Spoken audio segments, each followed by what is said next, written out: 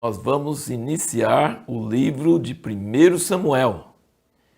Nós estamos seguindo essa tabela para ler a Bíblia toda em um ano. Normalmente essa tabela marca para começar no dia 1º de janeiro, terminar no dia 31 de dezembro. Mas você pode começar no início de qualquer mês do ano e vai terminar no mês anterior do próximo ano. Você pode encontrar essa tabela para fazer o download dele na aula introdutória, que inclusive, se você não assistiu, seria muito bom você assistir para entender nossa filosofia de fazer esses vídeos e de dar esses 5 minutos de conversa sobre a leitura de cada dia, em torno de 3 ou 4 capítulos cada dia. No livro de 1 Samuel, então, nós vamos falar sobre os capítulos de 1 a 3, 1, 2 e 3. Essa é uma história linda, é a história da mãe de Samuel, Ana, e junto com o livro de Ruth, que foi o nosso último assunto, são duas histórias na mesma época terrível dos juízes, que nós lemos aquelas histórias escabrosas, aquelas histórias horríveis que nós lemos no fim do livro de Juízes. A Ruth e a Ana viveram na mesma época. Então, numa época de caos, de anarquia, é possível ter histórias horríveis e, ao mesmo tempo, ter histórias maravilhosas e lindas, como a Ruth, que amou a sogra, estava desinteressada, amou Deus da sua sogra, e Ana, que era estéril. Aliás, nós temos uma linhagem de mulheres estéreis na Bíblia. Nós temos o exemplo de Sara, Rebeca, Raquel, as 3 mulheres dos 3 patriarcas, Abraão, Isaac e Jacó.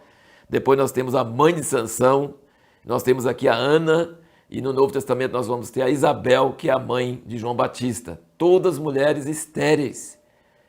Naquela época, ser estéril era uma vergonha terrível, era um opróbrio.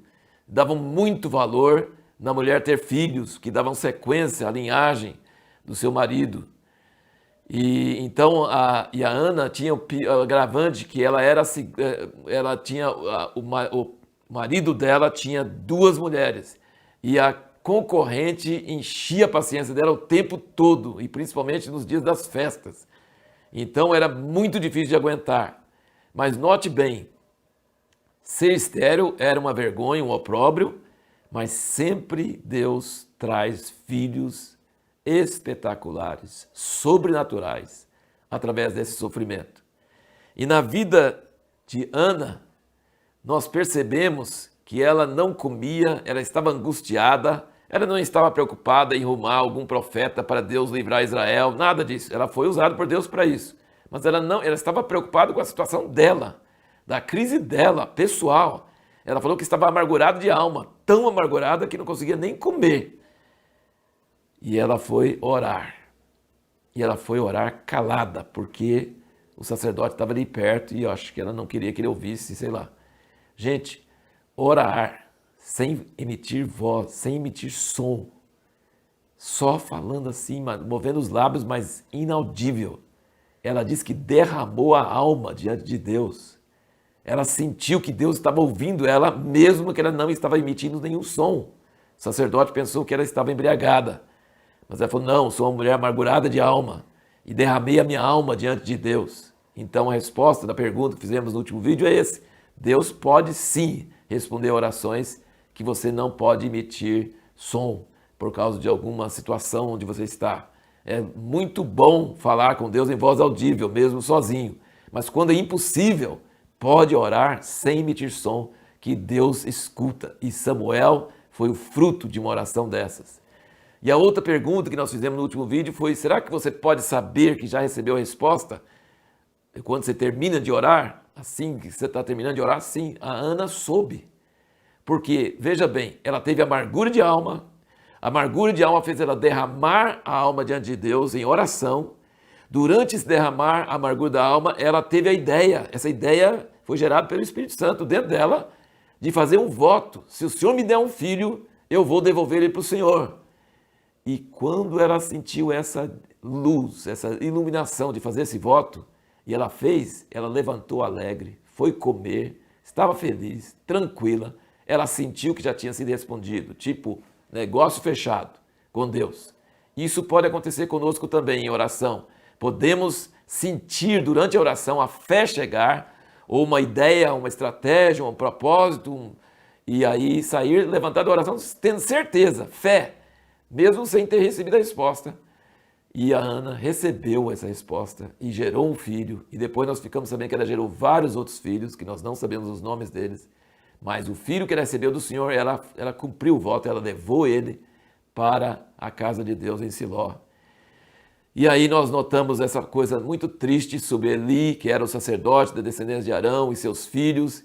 Ele era um homem piedoso, ele era um homem temente a Deus, ele era um homem bom, mas os filhos dele eram terríveis e eram sacerdotes.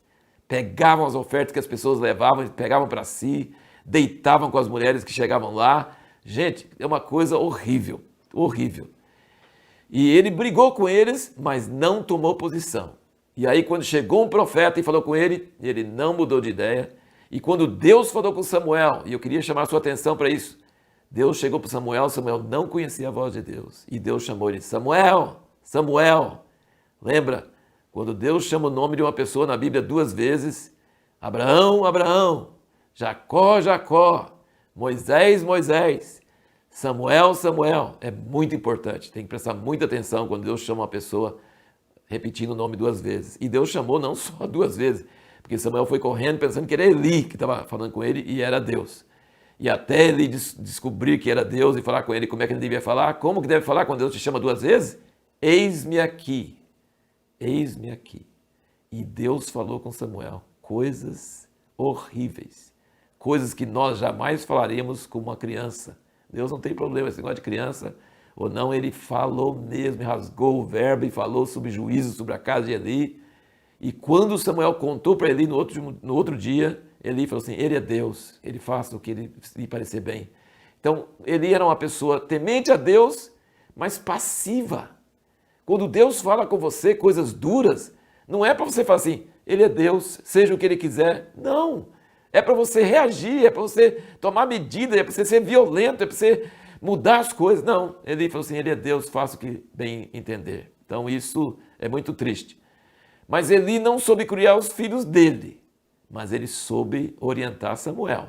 Ele ajudou Samuel desde criança a ouvir a voz de Deus. Ele foi um homem temente a Deus e ajudou Samuel ouvir a voz de Deus. Então essas são algumas das lições que nós podemos ver aqui. E nesses 3 capítulos você vai perceber que tem 2 temas. Os filhos de Eli praticando maldade e Samuel crescendo e servindo e ministrando e dormindo na casa de Deus. E a mãe dele levando roupa para ele cada ano.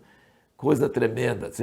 Samuel era uma luz, era uma esperança. Era criança, mas já era uma luz que o tempo terrível dos juízes iria terminar. No próximo vídeo, nós vamos tentar responder a seguinte pergunta. Por que o cristão não deve crer em amuletos ou talismãs? São coisas semelhantes. Amuleto ou talismã é objetos que a pessoa atribui uma força sobrenatural para protegê-la. Porque o cristão não deve crer em amuletos ou talismãs.